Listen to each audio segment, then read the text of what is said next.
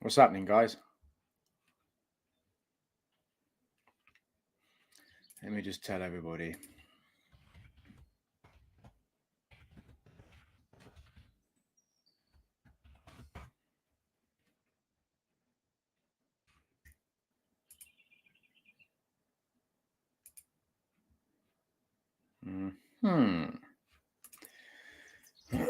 What's going on? Yeah, I'm good, Jay. What's going on?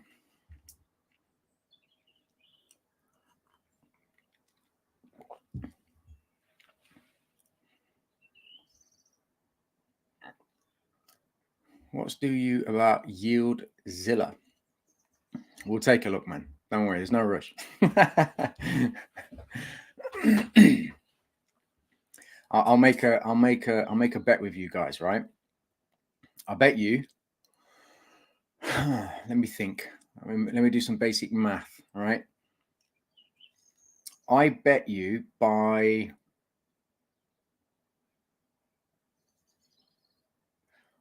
the end of June, I can get 500 people, right, in on a live session. All right. I think that's doable. What do you think? 500 people.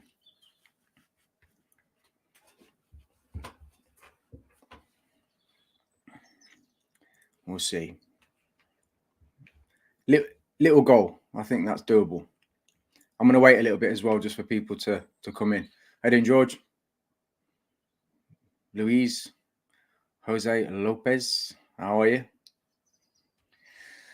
So look, usual format, guys. You will smash it. I hope so, Ian. I hope so. I think it's a good goal. But Tim, Trisha, how are you, Trish? Or should I say Tracy? Bit of an inside joke there.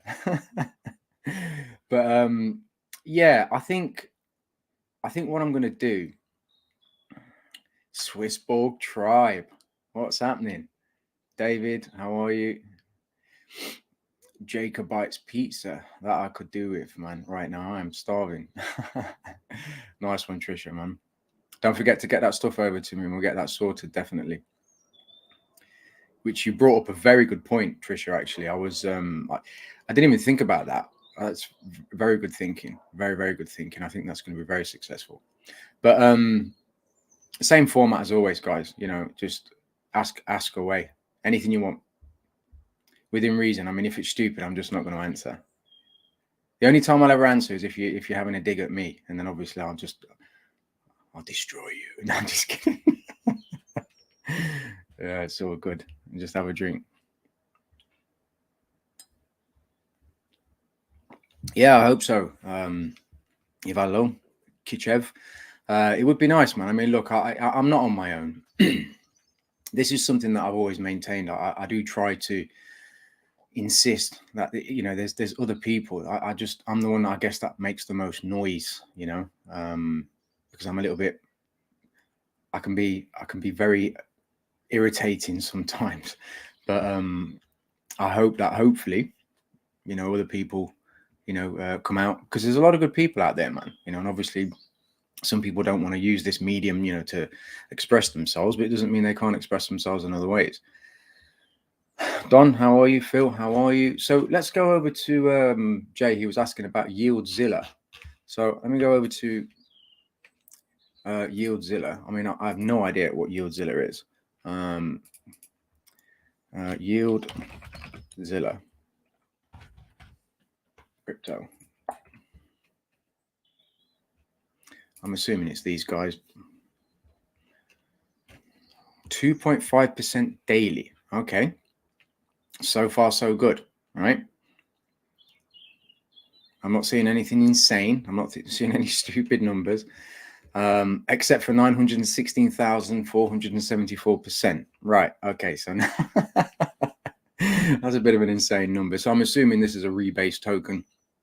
And obviously, as I said in the last live session, rebase tokens for me is something that I really need to get into, in the sense of understanding, breaking them down, because I have a very unique way of, or at least not a unique way, because that makes it sound like I'm special in some way, and I'm not, but I have a very particular way of looking into things, my own personal, like I really need to understand something. And once I understand it, then I don't mind talking about it. That's the most important thing for me, because I don't want to say something about a particular project, you know, in this case, like a rebase token, if I don't fully understand what the protocol is and how it works and how the smart contracts work and so on. Because for me, I may say something that is ignorant, you know, or completely incorrect, you know, because my first initial, and I've said this openly before, my first initial thought when somebody mentioned Seifu to me was 2007 to 2009 credit crisis, right? It was the first thing that popped into my head. I have no idea why. Excuse me. I have no idea why, but that popped into my head, and I was like, right, I trust my instincts. This in no way reflects on any of these projects in any way, shape, or form. But I trust my instincts and I trust my experience, which means if for me to even think that in the first place, somehow, some way, my brain may have made a connection somewhere. So I need to look into it a little bit more. So I'm doing that in the background, and then hopefully at some point I will be in a better position to be able to, you know, talk about these projects in a much clearer light, you know, and have way more confidence. So when I say something, so for example, when I say to you guys that BNB is going to 420.58, I don't hesitate. It's going to 420.58 and it goes to 420.58. I want to have that type of confidence when I'm talking about rebase tokens. So until then, I don't really want to say much about it, but I'll leave it here and I will look into it, right?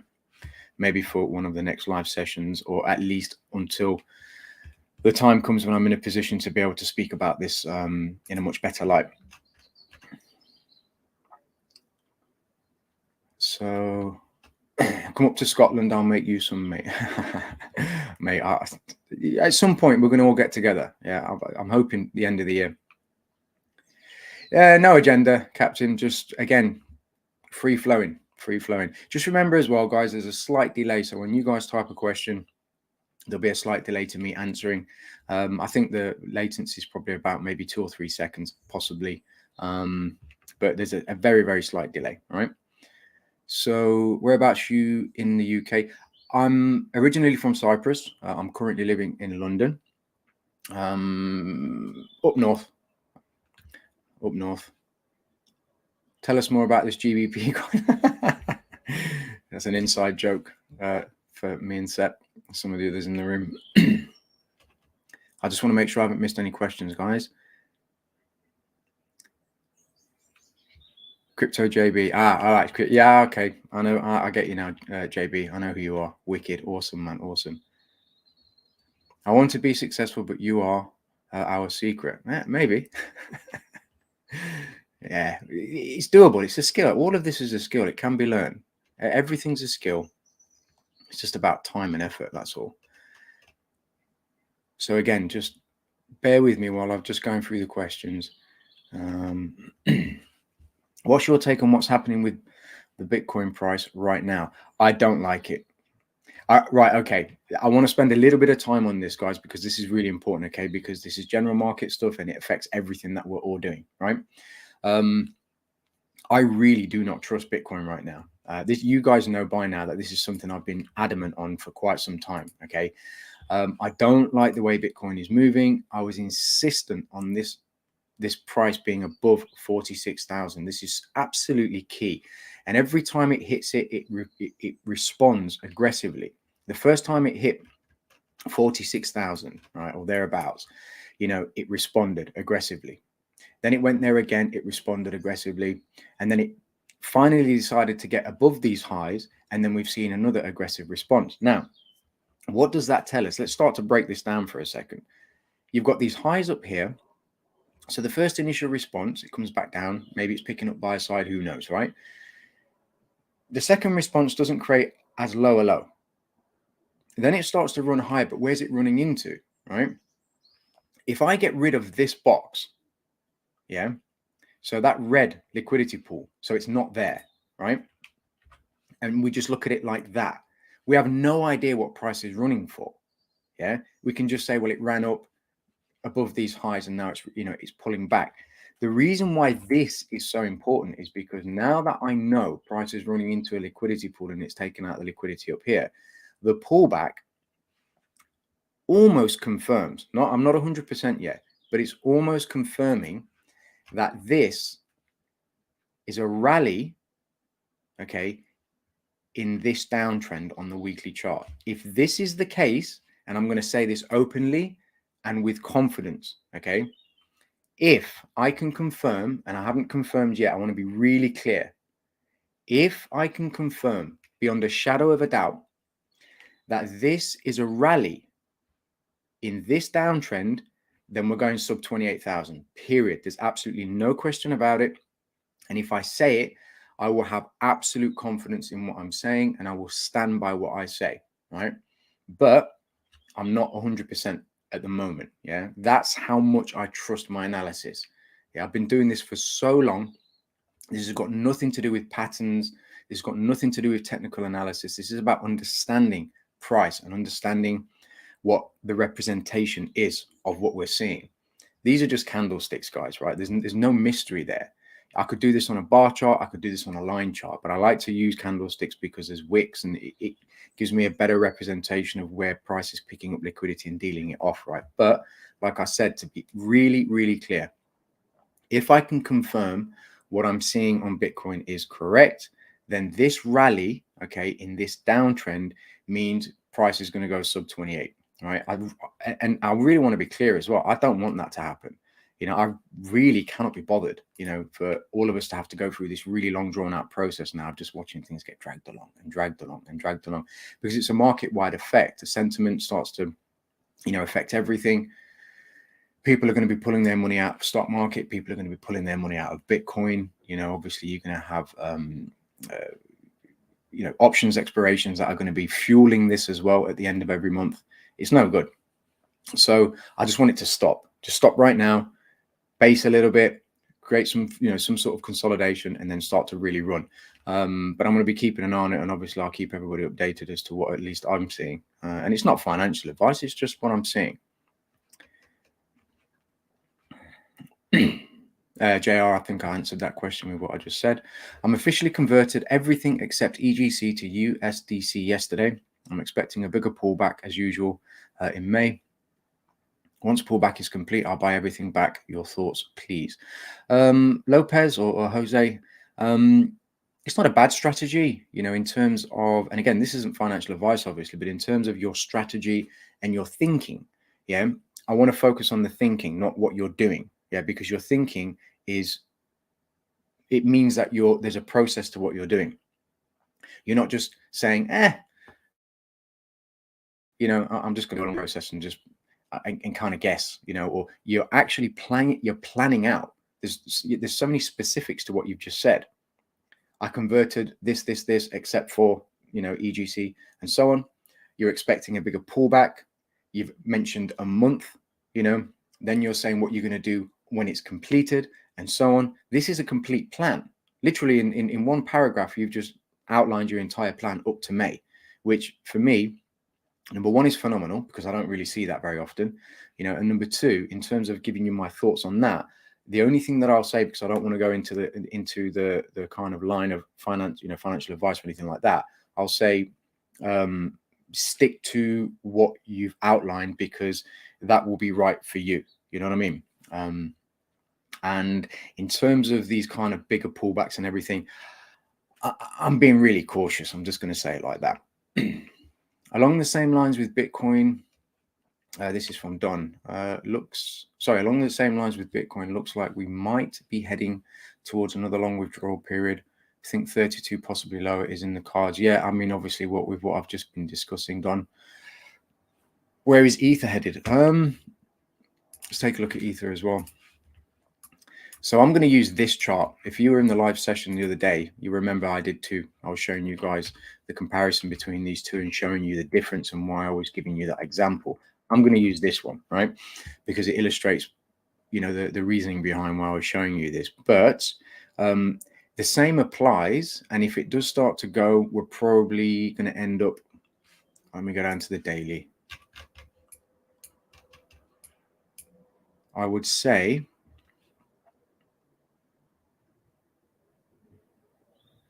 at the very least, assuming Bitcoin really starts to go, everything starts to follow suit, probably sub 2.4, around about 2,400. And again, you guys know we mine. I really don't. I do not want to see Ethereum at 2,400.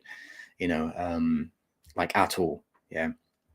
So, we adjust for it. Obviously, we're going to make some concessions and, kind of move things around in the portfolio and whatnot. But I really don't want to see, Ethereum down at 2,400, just like I'm sure most other people don't. And I say that, and I'm sure there's people thinking, well, obviously, duh, why would anybody want to see Ethereum down at 2,400? I know people who do because they want to buy it lower, because they believe in Ethereum and what they're trying to do. And they want to stake the minimum of 32 Ethereum, right, when it moves or merges to proof of stake. And obviously picking it up at, a much lower price makes it easier to get to that 32, Ethereum minimum, right? So, but I just don't want it down there, obviously, for mining reasons and for, some other reasons. So 2,400, if it really starts to gain some legs. Will you consider adding Luna UST to the weekly analysis? I'd like to hear your thoughts on what they are doing. Yeah, sure. Luna, I think we had this up. Let's take a look.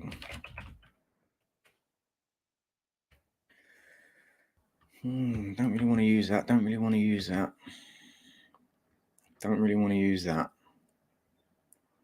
For now, let me just use the dollar.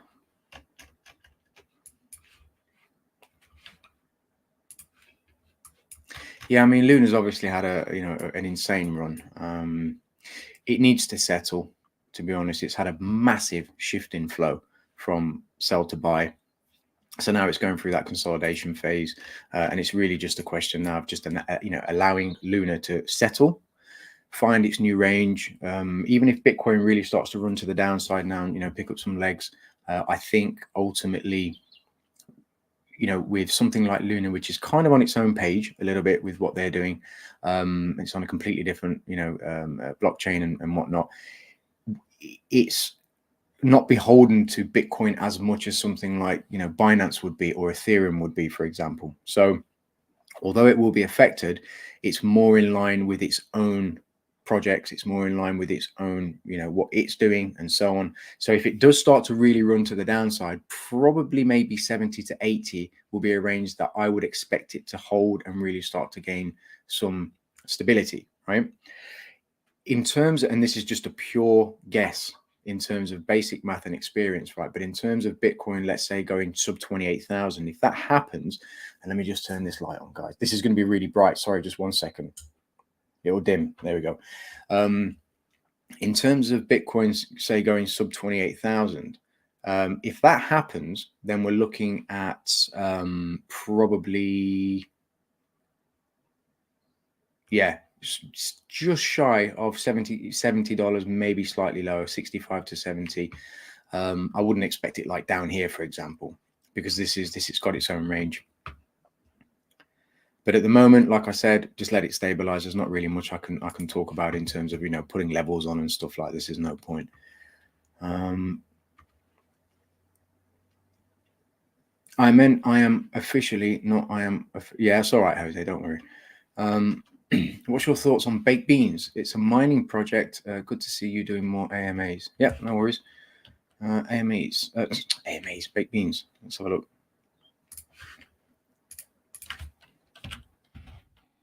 Baked beans.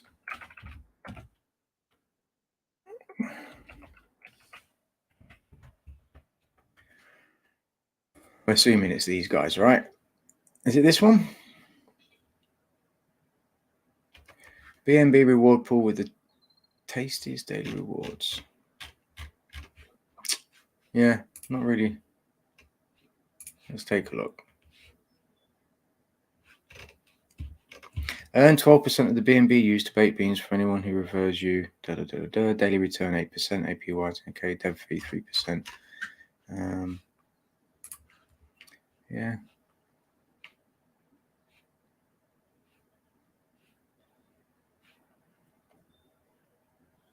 Yeah, I'd have to look at this.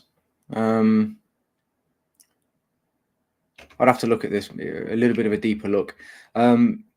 I'm assuming that you're in my Discord, but if you're not, and forgive me because I know some of your names are slightly different to what's in the Discord, but if you're not, the link's in the description, or it will be in the description. Just make sure you're in the Discord, and just remind me, because I've got so many people asking me for so many different projects. I'll leave this up here, and when I get a chance, I'll go through this and just try and get a better feel for what's going on. You know, and then I'll give you a more sort of complete description of what, you know, what's going on with this.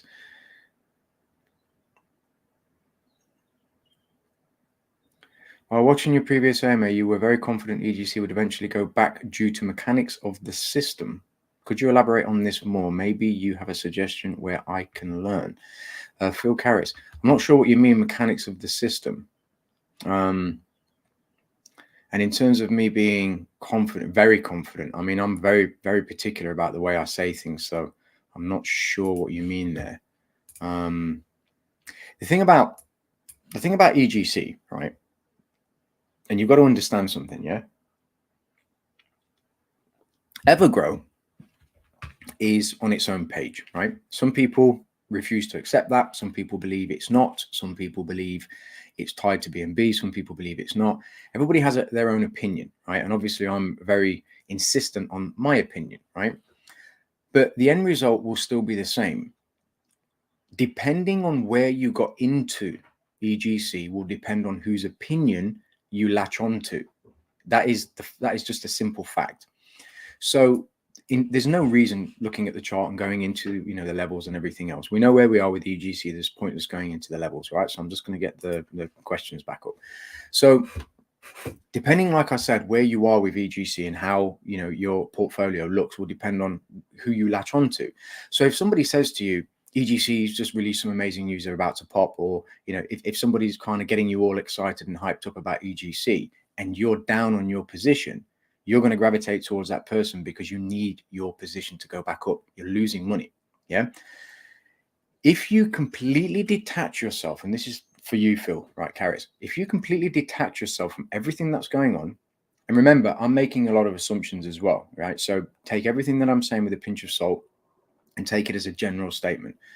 If you completely detach yourself from Evergrow and everybody's opinion, and you just look at your position in Evergrow right now, if you have one, and then your current understanding of what's going on, and then you look at what's supposed to be coming, what they're doing, and everything else, does that still fit within your guidelines of how you want to invest? Now, some people are new to cryptocurrency, so they might be thinking, well, this is my first investment.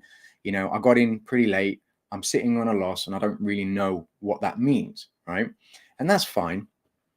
But the learning process, and I know as painful as it might be sometimes to be sitting on a loss and you think, I don't want to go through this painful process. I just want EGC to go back up so I can get out and just move on.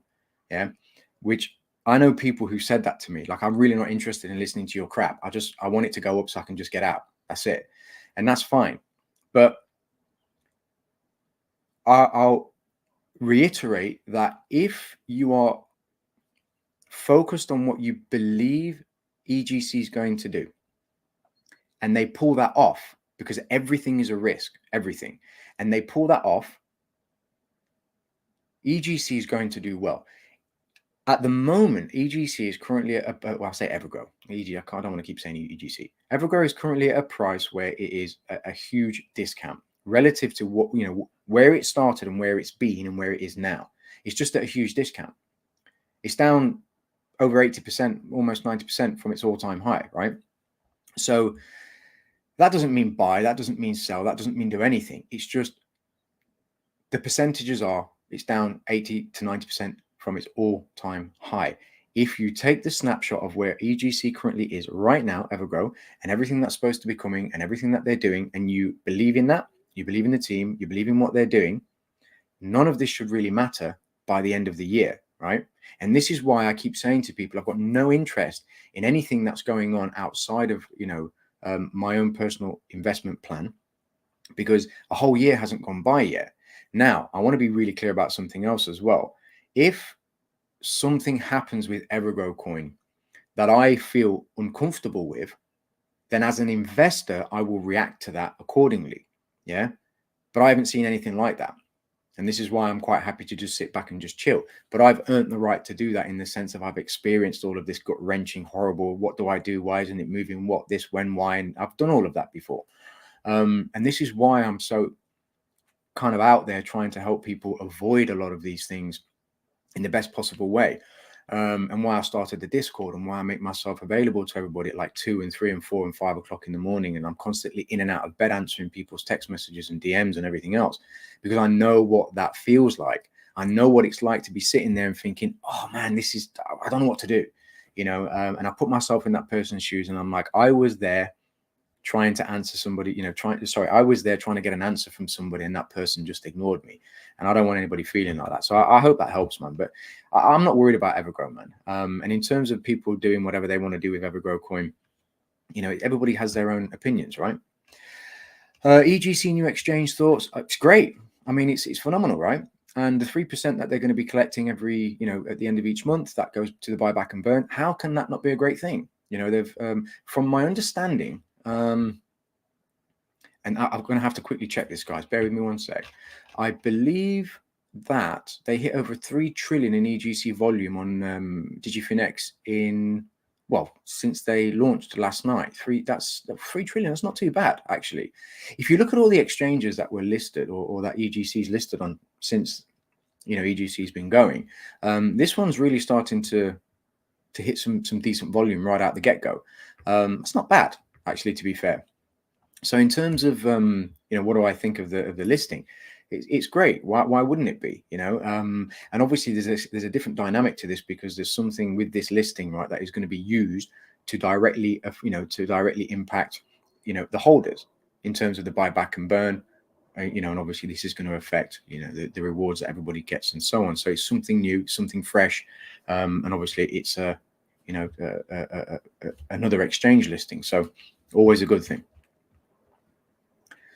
What's your take on Mr. Sunak asking the Bank of England launching an NFT? I need to have a sip before I start talking about this. It stumped me, to be honest. There's some things that I don't want to say because I don't like the Google, YouTube algorithm, right?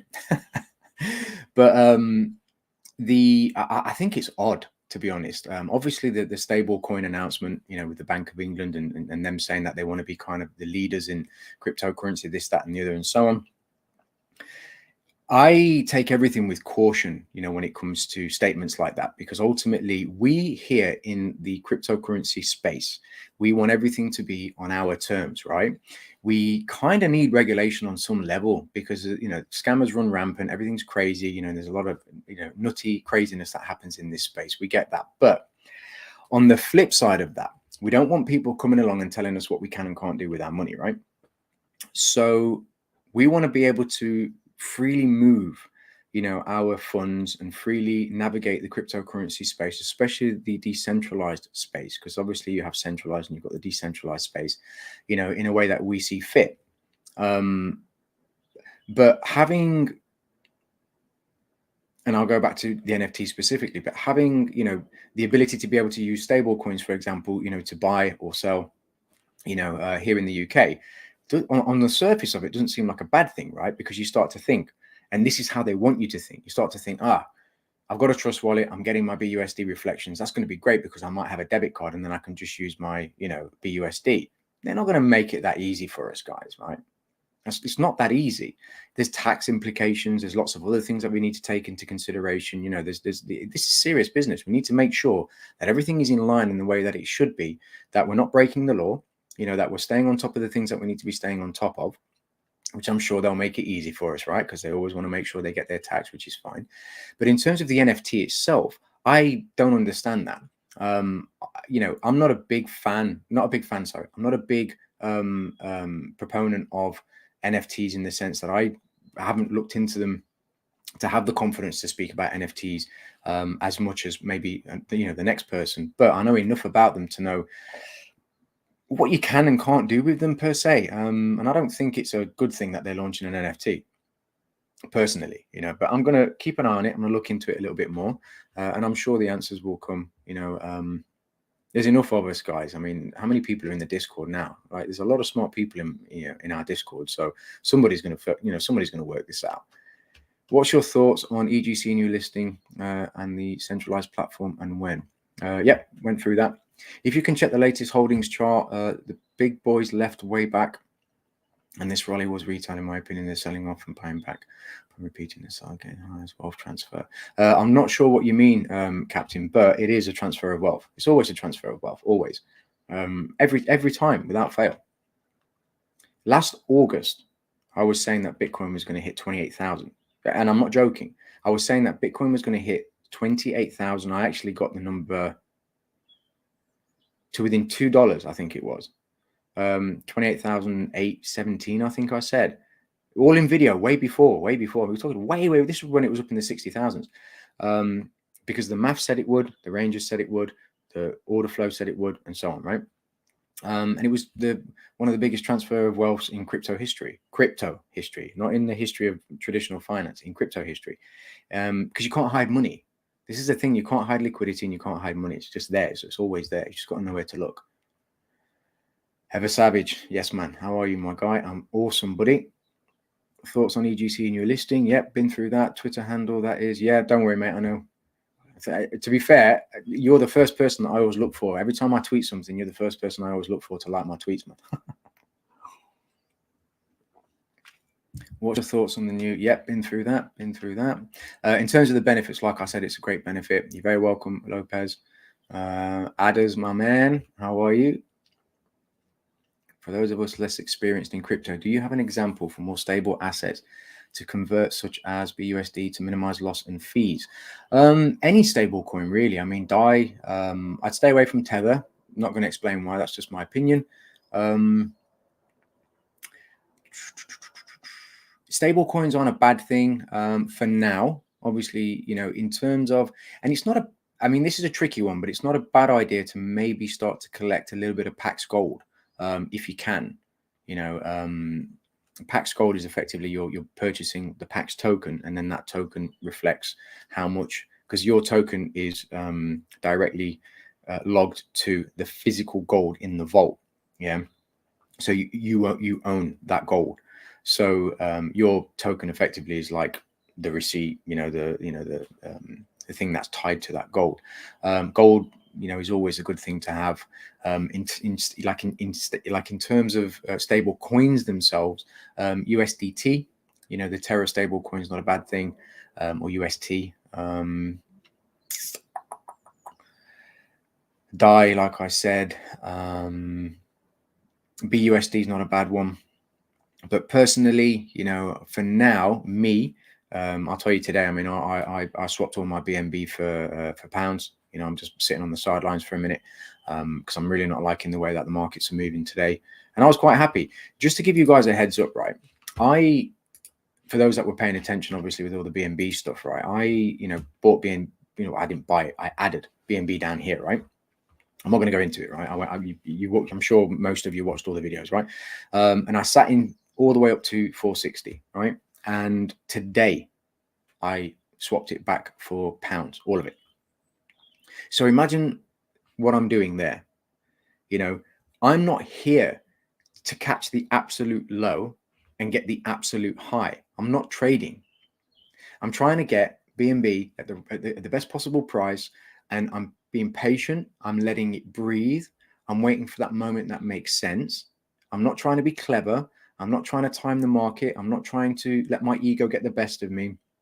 I'm an investor who's trying to position himself in the best possible place based on my investment plan. And as such, I've got no interest in saying, oh, check me out. I got out at 460 when I got in at, sort of 320, just under 324.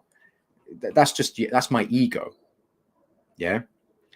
But being able to collect BNB at a very good price and have that there ready to be able to execute on something in the future, that's, I'm happy with that.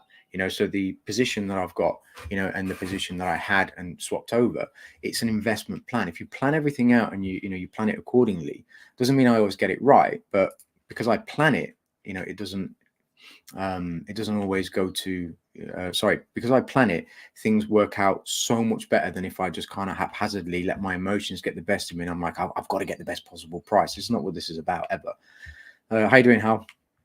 I'm not converting EGC to anything because it's utilities being in process. Yeah, I agree, Jose. Yeah, Solana. Yeah, I'm going to start adding Solana as well.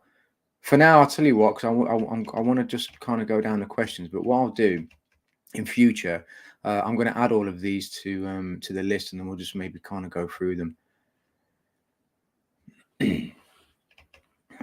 Baked beans sound British, yeah. Heinz. Can you do Phantom FTM? It's a L1 Phantom.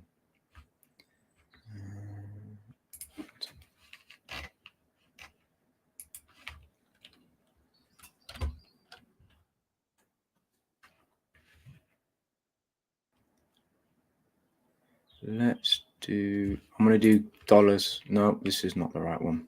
Sorry.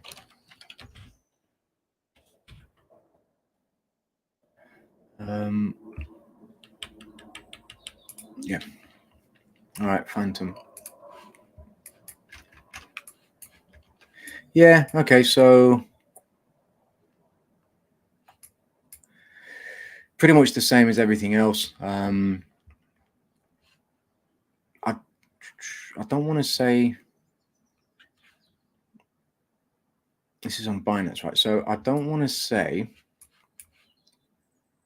because that liquidity is gone. So if this starts to go, it's going to go straight for this imbalance over here, probably 80 to 60 cents. But it's all market dependent in terms of what in terms of what Bitcoin's doing. Probably down here is the first place it's going to want to reach for. Like I said, yeah, there you go. See, it lines up between sort of 60 and 80. But if Bitcoin starts to run, everything else is going to follow, or pretty much everything else is going to follow.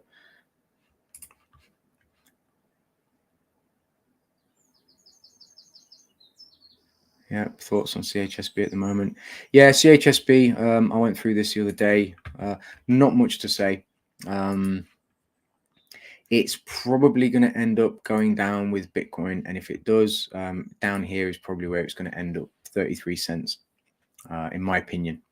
Not really much else to say. I think this is where we're going to end up with CHSB now at this point. But I did say, and I will maintain,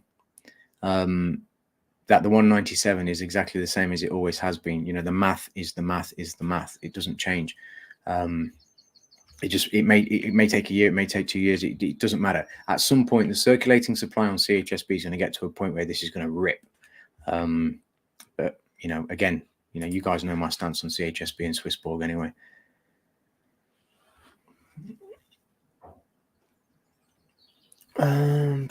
Swissborg, CHSB. Swissborg's forever growing. Are you happy with the way things are moving? Yeah. I mean, thematics. When thematics come out, I think that's going to be a game changer, because and obviously, you know, Shane, right? That I've spoken about Swissborg. I've been around there for a very long time. We've been doing the smart talks with Ben and, you know, and whatever else. The thing about Swissborg, you know, and a lot of the people in the, you know, in the room tonight and in my Discord don't know that I've been talking about Swissborg and I've been over there for quite some time, and actually aren't even aware of Swissborg. And I said in a recent video, right, that Swissborg dwarfs all of these reflection tokens, right? By all of them combined. You take all of the reflection tokens in this space, right, and Swissborg dwarfs them completely. Yeah. They're way ahead of the curve. You know, all the stuff that these reflection tokens are supposedly doing that are new and everything else, it's not new. Swissborg has been doing this for a very long time. And in fact, there are other companies out there that have been doing, you know, things that Swissborg is doing now that were doing it before Swissborg was doing it. The problem is that people are so stuck in their little bubbles, right, that they think the reflection tokens are the only things that exist, or they think Swissborg is the only thing that exists, and so on, right? But with Swissborg itself, they are in a position now in this moment, right, where they've had all of this stuff, all of this time, everything that they've got coming, and the adjustments that they've made. They're in a moment where they're just about to start to release things now going into the summer, I believe, right, that when they're released, they're going to offer people an opportunity that is a little bit better than Not a little bit better. I said that wrong. That is so much better than trying to manage your portfolio by yourself.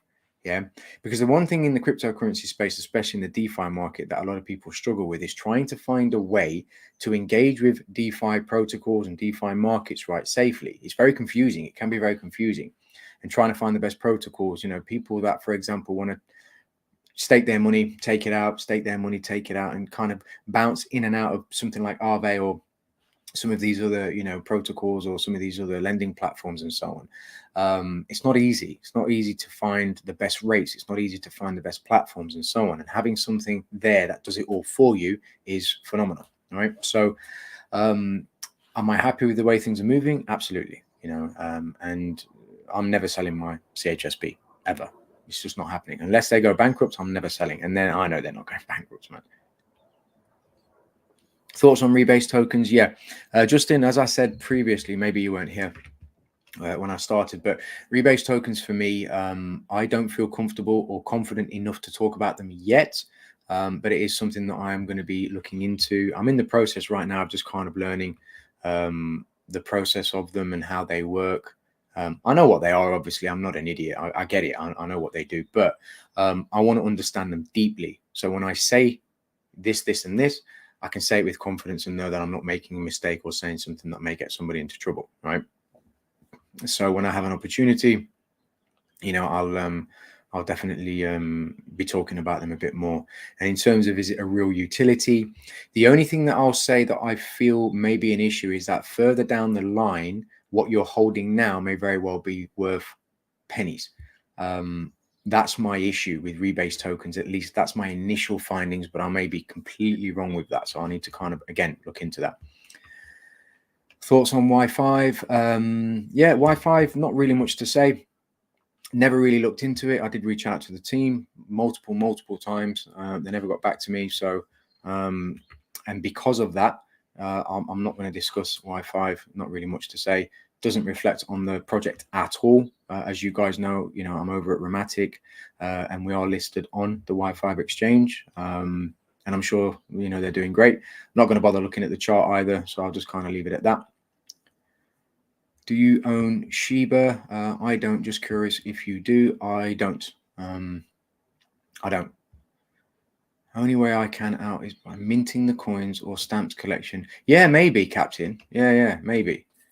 Royal Mints, collectible coins.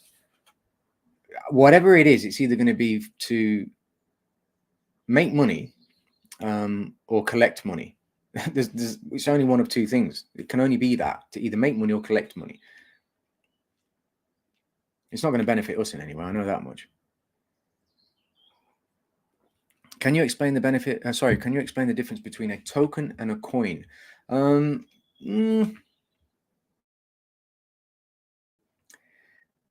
Not really, because depending on what you're talking about, it can be both. Because sometimes you can say it's a meme coin, sometimes you can say it's a meme token. The only way that I've ever found a real distinction between a token and a coin is a meme coin is a meme coin, yeah, and the token is generally paired with utility, yeah. That you can generally make the distinction between the two, but that's the only real difference. It's semantics. There's no real specific differences between a token and a coin. You can kind of use them interchangeably. SM, never heard of CHSB. Can you elaborate? Yeah, CHSB is the native token for Swissborg. And this is my point, Jose. Swissborg is, when I say they dwarf, they've got over 650,000 users and it's a cryptocurrency. CHSB is a token. It's a utility token, and they're not even in the States yet. And that's not their doing. It's because the United States have a lot of regulations, make it difficult to get licensing over there, and so on. But they absolutely dwarf this space in terms of reflection tokens and stuff. Just like, and I'll tell you guys a little story. I had a meeting with a company recently, a project, right? And I was talking to them in the meeting, and really intelligent guys. And as we're talking and everything else, I made a mention of some of the projects that I've vetted and some of the projects that I'm in talks with, and they were like, "Who?" And I was like, what do you mean who? Have you never heard of these people? And they're like, no. And they were so dumbfounded. And I was like, are you serious? Like, I genuinely was shocked that these people hadn't heard of, for example, Evergrow, or, some of these other, hadn't even heard of Swissborg. And they were like, we have no idea what you're talking about. People are clueless. Like, we feel that, say, Evergrow coin is like massive. It is tiny, absolutely tiny in comparison to what is going off in the world, and in the cryptocurrency space, so we really need to remember this, when we're buying into, some of the things that people say and some of the nonsense that we hear online and in Twitter, or on Twitter. Most of the people that post on Twitter and post in the comment section of my videos and other people's videos have absolutely no idea what they're talking about. Right? They're just bitter and they're just bored, or maybe they're in, and they're losing money and they're letting their emotions get the best of them instead of looking at things realistically, and properly. I understand that I understand that projects have to follow through. This I absolutely agree with. And like I said to you, if something happens that I'm not happy with, I'm an investor and I'm going to do something about that. But we need to stay on point. Make sure that we stay on point. Do you have any tips on, I'll make sure I'm not missing anything.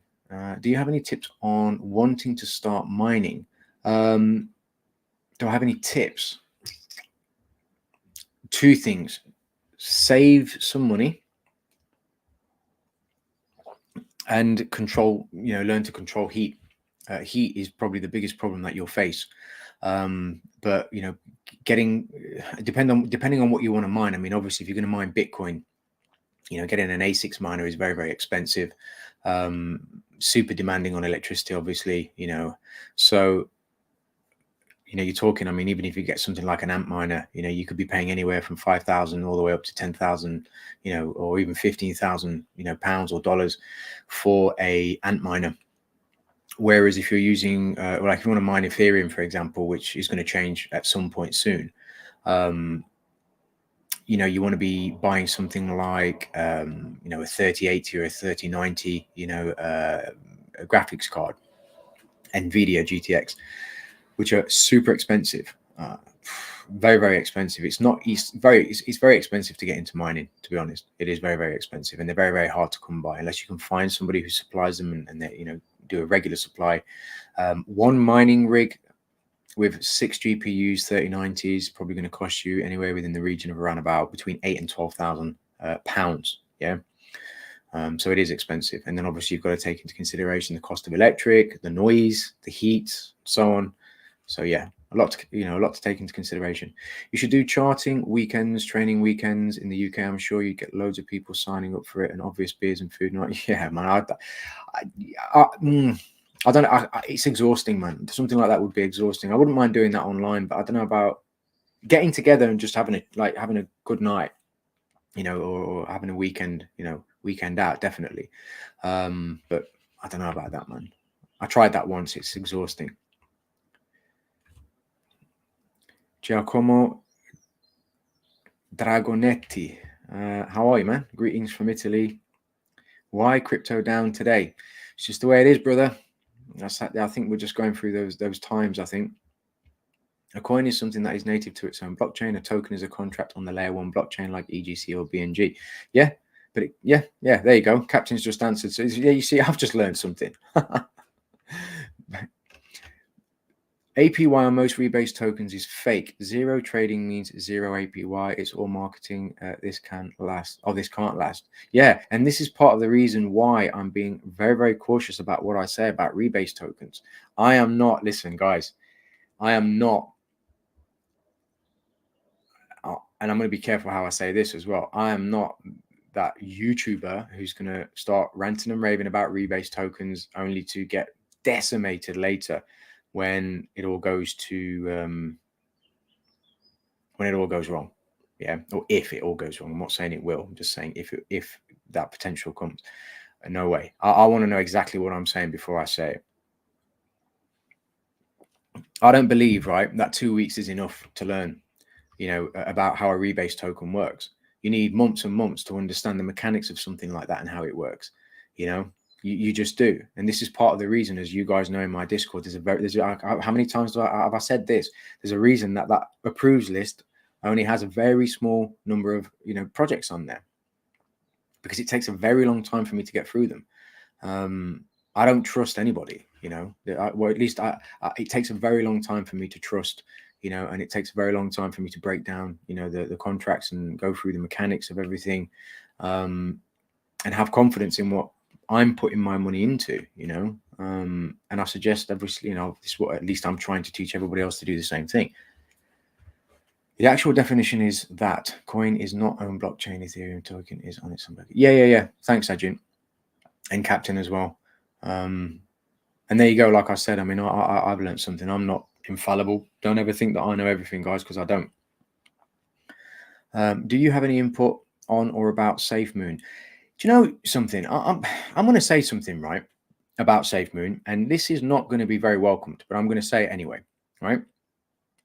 I don't understand it, like, at all, right? Let me show you something.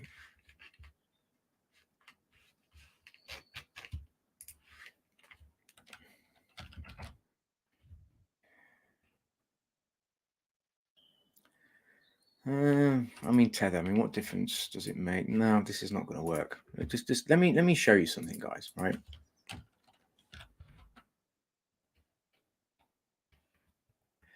I believe it is this one, right? Now, from my understanding, at least from looking at SafeMoon from version 1, and bearing in mind as well that I only invested in SafeMoon because I started doing analysis on it, and it wasn't a lot of money. It was because I wanted to be invested in it, as I started to do analysis on it, and then I just kind of let it go because I've got no interest in SafeMoon at all, like, period. So for me, it's like, I just don't get it. There's all this talk about SafeMoon. There's all SafeMoon, and yet there's nothing happening with it, like, at all. It reflects in the chart. It's pretty much going down all the time. There's nothing that I can really understand about it. I will say, and I'll make it clear, that I haven't looked into it properly. I haven't done mad research into it. I know there's this Phoenix thing going on and all of this other stuff, but it's just surrounded by all of this madness. Logan Paul or something, and then there's, like, CoffeeZilla did his bit on it as well, and then some of the craziness that happening, and then the CEO, whatever it was, or whoever, stepped down, and I've got no interest, man, in being involved or talking about a token or project that has that much going on. I just don't want to know. I just don't want to know. I've got no interest.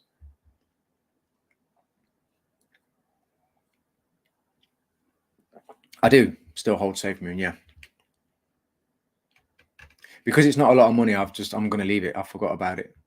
It doesn't, like, I'm just going to forget about it. Don't really care about it. It is what it is. Quite happy to just leave that there until it either goes to 0 or goes up.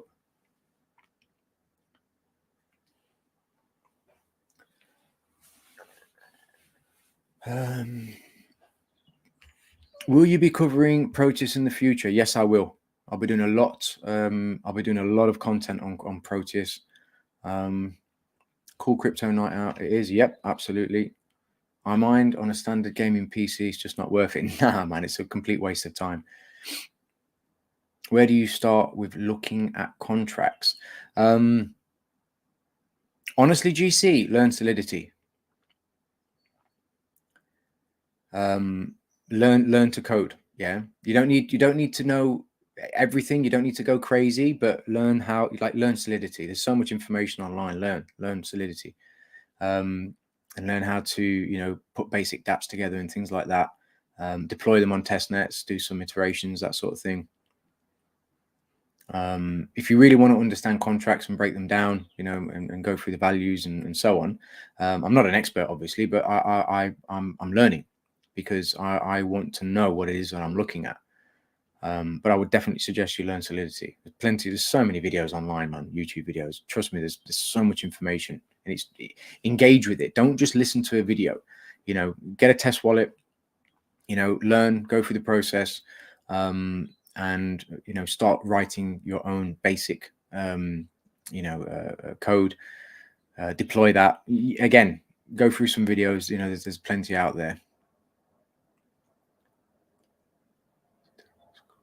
You're not alone with SafeMoon. I've done a little research but couldn't find anything to lock onto it, so I moved on. Yeah, I don't know. Yes, Ben. Yes, Ben. Bullish on Swissborg or what? 100%, man. Always bullish on Swissborg. But that's long term, bro. Do you know what I mean? I just want thematics to come so I can start moving my money around. But the thing is, Ben, I was telling everybody here, obviously with the talks that we do and everything else, and I've been there for years. I like Swissborg dwarfs everything that we're doing in this space. At least the stuff that I talk about, man. I mean, it's huge, absolutely huge compared to what's going on, on my side of the woods.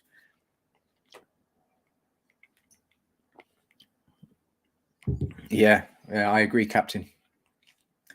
I teach Python, but will into Solidity. Thank you. You're welcome. Yeah, basically, yeah, man. Yeah, trust me, it's worth it. Definitely worth getting into Solidity, and getting into that process, because you will learn so much more about how these contracts function. And everything uses EVM anyway. It's all on EVM, so everything's scalable. It's all, and learn about oracles as well. Start looking into oracles, Chainlink, that sort of thing. Definitely worth looking into. The more you know, the better, right?